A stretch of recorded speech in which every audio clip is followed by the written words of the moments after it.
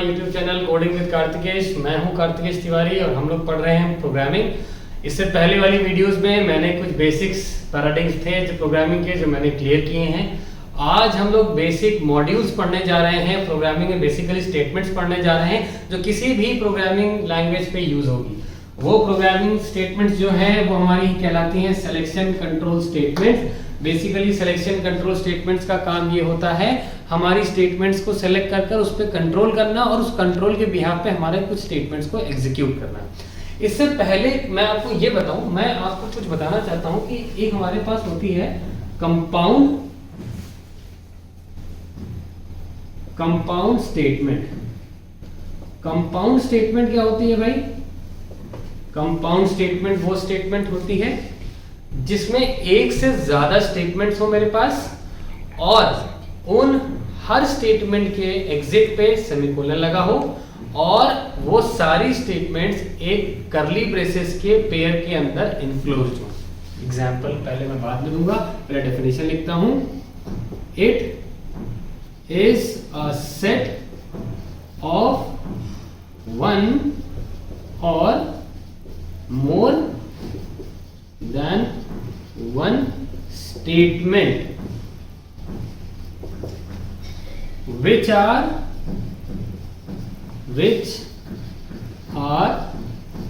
enclosed within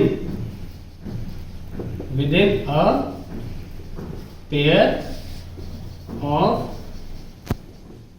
curly braces। Curly brace क्या होते हैं? ये होते हैं and in which each statement ends with a semicolon. अब ऐसी स्टेटमेंट्स को हम ब्लॉक भी कहते हैं। It is also known as a block. अब होती क्या है? एग्जाम्पल के तौर पे जैसे मैंने आपको लिख दिया, कहीं करली ब्रेस मैंने खोला, मैंने लिख दिया भाई int x equals to 3, int y equals to 4, float z equals to 5.36, string x equals to, string छोड़ देते हैं और double a equals to x plus y divide by z। अब ये सेक्शन देखिए मेरे पास यहाँ पे एक से ज्यादा स्टेटमेंट है, हर स्टेटमेंट के बाद सेमीकोलन लगा हुआ है और सारी स्टेटमेंट्स एक करली ब्रेसेस के अंदर एनक्लोज हैं। तो ऐसी स्टेटमेंट्स को हम कंपाउंड स्टेटमेंट कहते हैं। क्यों बता रहा हूं मैं? ये जब सिलेक्शन कंट्रोल स्टेटमेंट पढ़ाऊंगा तो उसके अंदर आपको क्लियर हो जाएगा। नेक्स्ट, अब हम पढ़ते हैं कि सिलेक्शन कंट्रोल स्टेटमेंट होती क्या है। मैंने जैसे कि पहले बताया, ये वो स्टेटमेंट्स होती हैं जो किन्हीं पर्टिकुलर स्टेटमेंट्स को सेलेक्ट करती हैं और उन पे कंट्रोल करने के बाद कुछ स्टेटमेंट्स को एग्जीक्यूट करते हैं। अब हमारे पास ये होते दो तरीके के हैं। पहला होता है कंडीशनल स्टेटमेंट,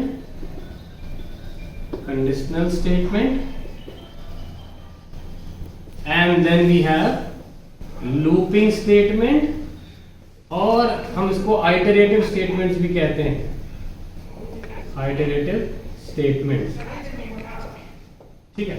अब कंडीशनल स्टेटमेंट्स जो होती है वो हमारी दो तरह की होती हैं। पहला इफ एल्स, दूसरा स्विच केस। और लूपिंग या फिर आइटरेटिव स्टेटमेंट्स हमारी होती हैं तीन तरह की, for, while and do while. So these are the selection control conditional statements which are generally in all the programming languages। ये सारी लैंग्वेजेस पे काम करते हैं और इन लैंग्वेजेस के बगैर आप प्रोग्रामिंग में कभी भी सक्सेसफुल नहीं हो पाएंगे। They are the basic building blocks of all the programming। अब आज हम पढ़ते हैं कि कंडीशनल स्टेटमेंट क्या होती है। कंडीशनल स्टेटमेंट क्या होती है भाई? कंडीशनल स्टेटमेंट बेसिकली कंडीशंस पे बेस्ड होती है। मैंने प्रीवियस वीडियोस में आपको बताया है कैसी वीडियो कि इफ एल्स या किसी कंडीशन पे हमारी काम करे तो ऑपरेटर्स कैसे काम करते हैं, रिलेशनल और लॉजिक। तो ये स्टेटमेंट्स रिलेशनल और लॉजिकल ऑपरेटर्स के बिहाफ पे ही काम करेंगे। सबसे पहले शुरुआत करते हैं हम इफ एल्स से। अब इफ एल्स के बारे में अगर मैं बताऊं आपको, if else statement, if else statement क्या होती है? मैं लिख दे रहा हूं, बहुत कम बुक्स में आपको ये डेफिनेशन मिलेगी, आपको लगेगा कि ये डेफिनेशन एकदम लॉजिकल है। It is a selection control conditional statement which selects one out of two alternatives.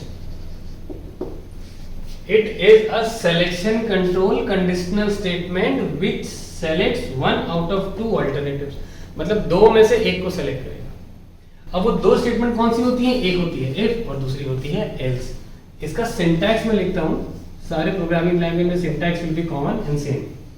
Syntax is if, bracket में आपके होता है expression, now the curly brace starts, this is statement 1,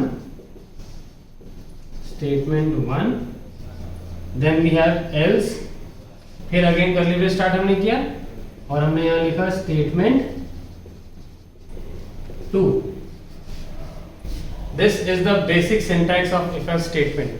अब ये एक्सप्रेशन का जो रिजल्ट होगा वो हमेशा बुलियन होगा। नाउ बुलियन क्या होता है आप मेरी प्रीवियस वीडियो में जाके देख सकते हैं।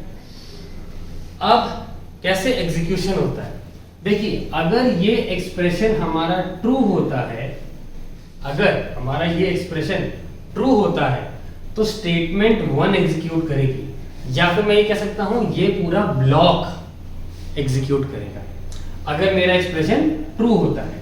और अगर मेरा एक्सप्रेशन फॉल्स होता है तो मेरा ये वाला ब्लॉक एग्जीक्यूट करेगा जो कि एल्स में है।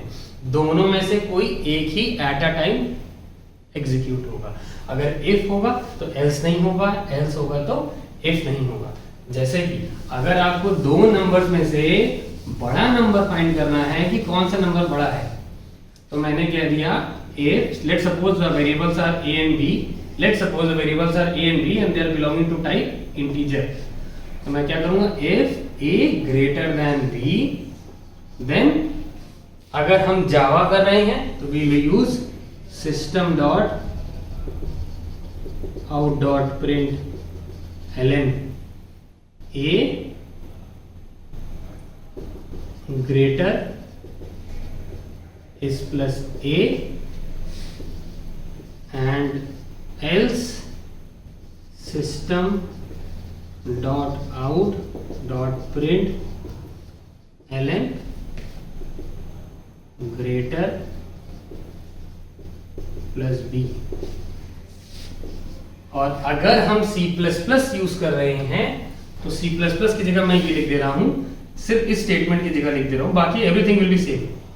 अगर हम C++ यूज कर रहे हैं तो we will use cout greater is a and यहां पे लिखूंगा cout greater is b।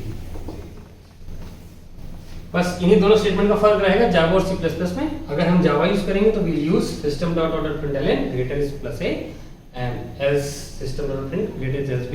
अगर हम C++ यूज कर रहे हैं तो दोनों में ही होगा। अब देखिए एग्जीक्यूशन कैसे होता है, दोनों में स्टेटमेंट सेम अलग अलग पर एग्जीक्यूशन विल बी सेम। अगर हमारा a जो है वो b से बड़ा है तो ये वाला सेगमेंट हमारा रन करेगा, और इस वाले सेगमेंट में हमारा ग्रेटर क्या है, a की वैल्यू बड़ी है तो हमारा a प्रिंट हो जाएगा। और अगर हमारा a b से छोटा है तो हमारा ऑटोमेटिकली एल्स वाली स्टेटमेंट रीड करेगी और इसमें हमारा ये प्रिंट हो जाएगा। दोनों ही सेगमेंट एक दूसरे से एकदम अलग हैं। अगर ये एग्जीक्यूट करेगा तो ये एग्जीक्यूट नहीं करेगा, और अगर ये एग्जीक्यूट करेगा तो ये एग्जीक्यूट नहीं करेगा। बहुत सारे बच्चे गलतियां क्या करते हैं, ये वाला जो कर्ली ब्रेस होता है उसको यहाँ बंद कर देते हैं, तो होता क्या है, एल्स जो होता है वो इफ के अंदर चला आता है। Which is a very wrong चीज। इफ और एल्स दोनों ही अलग अलग होते हैं, या तो इफ एग्जीक्यूट करेगा या फिर एल्स एग्जीक्यूट करेगा, और दोनों ही एक छोटे से ब्लॉक होते हैं। तो ये हमारा छोटा सा आपका शॉर्ट डिस्क्रिप्शन था about if else statement. Now there are many more if else के सेगमेंट्स होते हैं which we will discuss it on the later on the videos।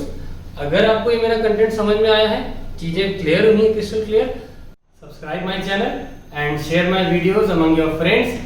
I will be very happy to see your acceptance for my this content, and you all are my driving force who keeps me motivating to make more videos on such topics।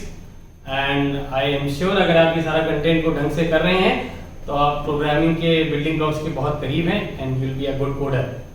So I hope आपको ये चीज़ें समझ में आई हैं। Will be coming more with the videos which will be more knowledgeable and will help you in the near future. Thank you.